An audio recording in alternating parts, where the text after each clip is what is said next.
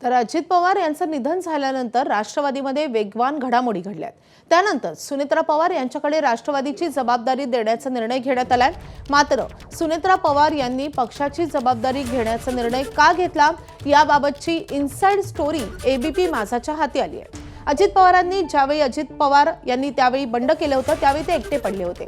ते एकटे एकीकडे आणि संपूर्ण पवार कुटुंब दुसरीकडे अशी स्थिती निर्माण झालेली होती। पवार कुटुंबातील एकही व्यक्ती त्यावेळी अजित पवार यांच्या बाजूने नव्हती आणि त्यामुळे अजित पवार यांनी ज्या परिश्रमानं पक्ष उभा केला तो सुरक्षित ठेवणं हे पत्नी म्हणून सुनेत्रा पवार यांनी कर्तव्य मानलं। पतीचं काम टिकवणं याला या दुःखातही पत्नीनं कर्तव्य मानलं। आधी सुनेत्रा पवार यासाठी तयार नव्हत्या, पण तुम्ही असं केलं नाही तर अजित पवार यांचं स्वप्नच अधुरं राहील। पक्ष हातातून गेला तर अजित पवार यांनी पाहिलेलं स्वप्न पूर्ण होणार नाही याचं भान राखत त्यांनी अत्यंत जड अंतःकरणानं याला होकार दिला।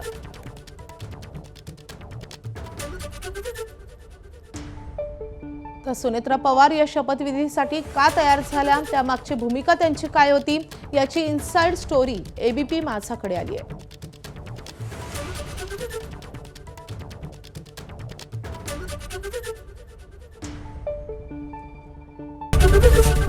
एबीपी माझा, उघडा डोळे बघा नीट।